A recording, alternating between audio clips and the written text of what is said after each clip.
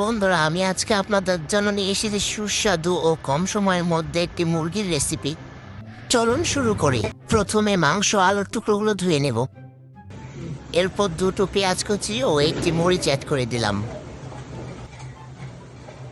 এখন পরিমাণ মতো আদা রসুন বাটা দিয়ে দিলাম। এরপর পরিমাণ মতো জিরা বাটা দিয়ে দিলাম। এখন 1 চামচ হলুদের গুঁড়ো অ্যাড করে দিলাম।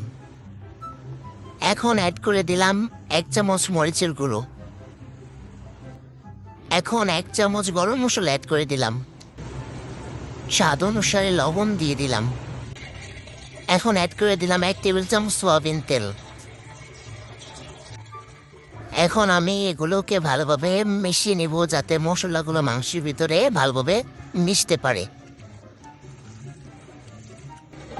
মেশানো হয়ে গেছে। এখন ম্যারিনেট করে রাখবো 10 মিনিট। তেলটাকে গরম করে নিয়ে এখন অ্যাড করে দিব তেজপাতা। এখন অ্যাড করে নিলাম পেঁয়াজ কুচি। আমি এখানে দুটো পেঁয়াজ কুচি অ্যাড করেছি। এখন এগুলোকে আমি ভালোভাবে নেড়ে নেব। এভাবে অনবরত নাড়ার পর যখন পেঁয়াজটা একটু বাদামি রং হয়ে আসবে, তখন আমি অ্যাড করে নেব ম্যারিনেট করে রাখা মাংসগুলো।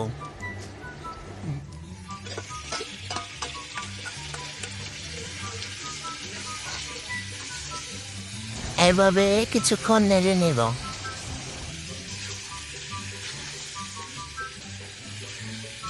নেড়ে চেড়ে নেওয়ার পর ঢাকনা দিয়ে ঢেকে কষিয়ে নিয়েছিলাম। ভালোভাবে কষানোর পর মাংসগুলো একাই পানি ছেড়ে দিয়েছে। এখানে আপনার এক্সট্রা করে পানি অ্যাড করা লাগবে না। এখন আমি মাংসগুলোকে ভালোভাবে কষিয়ে নেব। এরপর আমি পরিমাণ মতো পানি অ্যাড করে দিয়েছিলাম। পানি অ্যাড করার পর আমি মাংসগুলো ভালোভাবে নেড়ে নিলাম। এভাবে 10 মিনিট জাল দেওয়ার পর পানিটা শুকিয়ে এসেছে। এখন আমি একটু হালকাভাবে নেড়ে নিলাম।